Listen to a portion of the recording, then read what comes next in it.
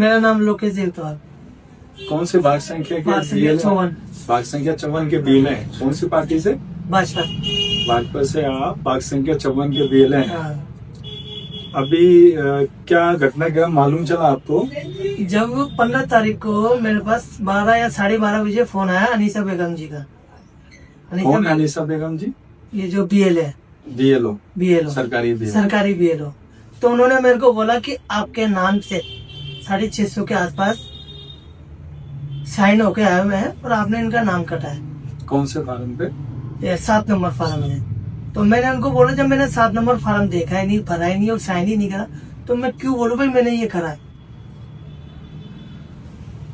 तो आपने उनको बता दिया कि? हाँ, मैंने उनको बता दिया। फिर उन्होंने नाम काटे नहीं काटे? उन्होंने नाम नहीं काटे, फार्म वापस भिजवा दिए थे। फिर अपने जो कैलाश मीणा जी है, बीएलओ से ऊपर है सुपरवाइजर, उन्होंने बोला आप लिख के दो। अच्छा, जहाँ भी हो आप लिख के दो। आपने लिख के भी? हाँ, मैंने लिख के दिया, उनको फोटो भी भेजा था मैंने।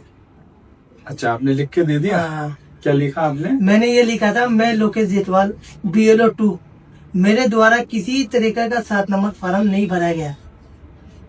तो फिर किसने भरा ये फॉर्म? नहीं, यही तो नहीं पता ना किसने भरा। तो आपने संपर्क किया? मैंने संपर्क करा था, सबने मना कर दिया। कहाँ संपर्क किया? मैंने अपने मंडल अध्यक्ष जी को भी फोन करा था। कौन है मंडल ये अध्यक्ष? अपने एम पारिक जी। इन्होंने बोला भाई मेरे को नहीं पता कहाँ से। डॉक्टर के? अच्छा, उनको भी नहीं मालूम? उनको भी नहीं पता। तो और आगे पार्टी में मालूम? पार्टी के मालूम कर तो सबके फोन बंद आ रहे। फोन बंद आ रहे? हाँ। अब बताइए। देखिए, ये है हमारे साथ लोकेश जी, जो भाग संख्या 58 के 54 के बीएलए हैं भारतीय जनता पार्टी के। ये पिछले 2-3 दिन से इस पूरे मामले को लेकर घबराए हुए थे। जैसे इनको 15 तारीख को मालूम चला कि इनके फर्जी हस्ताक्षर से किसी ने फॉर्म 7 भर दिया और करीब 600 फॉर्म बीएलओ को दिए हैं। बीएलओ ने जब इनको संपर्क किया तो इन्होंने साफ मना कर दिया कि भी मैंने इस तरह के कोई 7 नंबर के फॉर्म ऑब्जेक्शंस के या नाम काटने के नहीं दिए। और जिन लोगों के फॉर्म आए मैं उन सबको जानता हूँ, वहाँ आसपास ही रहते हैं सब लोग। आसपास रहते हैं, सबको आप जानते हैं? सबको जानता हूँ मैं। और वहाँ रहते भी बरसों से रहते हैं? बरसों से रहते हैं, राजा महाराजा के टाइम से रहते हैं। और मकान नंबर भी जानता हूँ मैं। हाँ, 3376 है उनके मकान। मथुरा आलो की हवेली, लोहारों का खुर्रा और आसपास के करीब 650 फार्मों 7 नंबर के फॉर्म भर के नाम काटने के लिए इन बीएलए के नाम से किसी ने सुपरवाइजर को दिए, बीएलओ को दिए। लेकिन ये समझिए कि कुछ अच्छा हुआ कि कोई बड़ी घटना ना हो, उससे अच्छा वो ये हुआ कि हम कांग्रेस पार्टी के कार्यकर्ता सक्रिय हो गए और हमने 15 तारीख को इस पूरे जो स्कैम था उसका पर्दाफाश किया। हमारे विधानसभा क्षेत्र के हमारे जो लोकप्रिय विधायक है रफीक खान जी ने आला अधिकारियों से बात करके इस पूरे स्कैम का पर्दाफाश किया और कड़ी से कड़ी जुड़ रही है। अब कई भारतीय जनता पार्टी के बीएलए मुखर हो रहे हैं, आगे बढ़कर खुलकर ये बात को कह रहा है कि भारतीय जनता पार्टी ने कहीं ना कहीं हमारा इस्तेमाल किया है, हमारे को आपस में उलझाने का काम किया। यहाँ बरसों से ये इसी क्षेत्र में रहते हैं, रेगुरी कोटी में। इनका बहुत भाईचारा प्रेम है सब लोगों से, आसपास के लोगों से, और ये उनको जानते भी है। जैसा इनका कहना है कि कई बरसों से राजा महाराजाओं के जमाने से यहाँ लोग रह रहे हैं, जयपुर पुराना शहर है, हम सबको जानते हैं, हम क्यों किसी का नाम काटने के लिए कहेंगे। और ये साफ खुलकर कह रहा है कि हमने कोई नाम काटने के लिए फॉर्म नहीं भरा।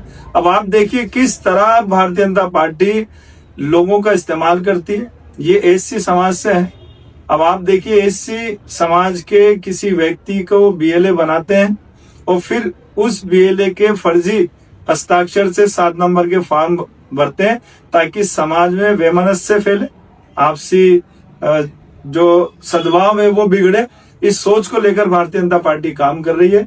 लेकिन मैं बधाई देना चाहता हूं लोकेश जी और इन जैसे कई साथी कार्यकर्ताओं का, जिन्होंने सच्चाई को सामने लाते हुए और बिल्कुल खुलकर मुखर होकर बात करी और लिखित में भी बीएलओ को, सुपरवाइजर को लेटर दिया और ये इस बात को कहा कि ये साइन हमारे नहीं है और हमने किसी तरह के फॉर्म 7 नहीं भरे, जिस बदौलत वो जो नाम कटने वाले थे वो नाम रुक गए हैं।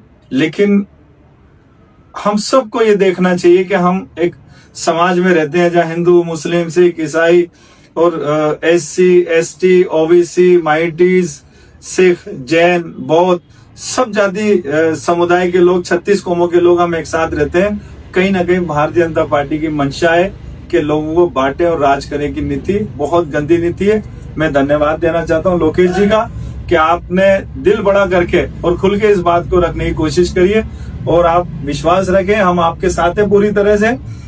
जब कभी भी आपकी जरूरत पड़ेगी आप पधारें जहां भी, क्योंकि हमने कल भी लालकुटी थाने में इस संबंध में एक शिकायत दी है। हमारे जो पार्षद अकबर पठान साहब, उनका भी किसी इसी तरह से फर्जी 7 नंबर का फॉर्म भर के उनका नाम काटने के लिए जो आपत्ति दर्ज कराई गई थी BLO के पास, तो हमने उस संबंध में लालकोटी थाने में FIR के लिए शिकायत दी है। तो कहीं ना कहीं आपकी भी जरूरत पड़ेगी, तो हमें उम्मीद है कि आप मैं जरूर आऊंगा। हाँ, क्योंकि ये जनता का काम है। हाँ, ये जनता का देखिए, ये काम, लोकतंत्र को और संविधान को बचाने का काम है, और आप जैसे नौजवान जब साथ होंगे तो इस देश का लोकतंत्र भी बचेगा, संविधान भी बचेगा, इस देश का भाईचारा भी बचेगा। एक बार फिर आपका बहुत बहुत धन्यवाद। आपको भी। लोकेश कुमार तो आ ही रहा, ये नंबर तुम्हारा? ये नंबर मेरे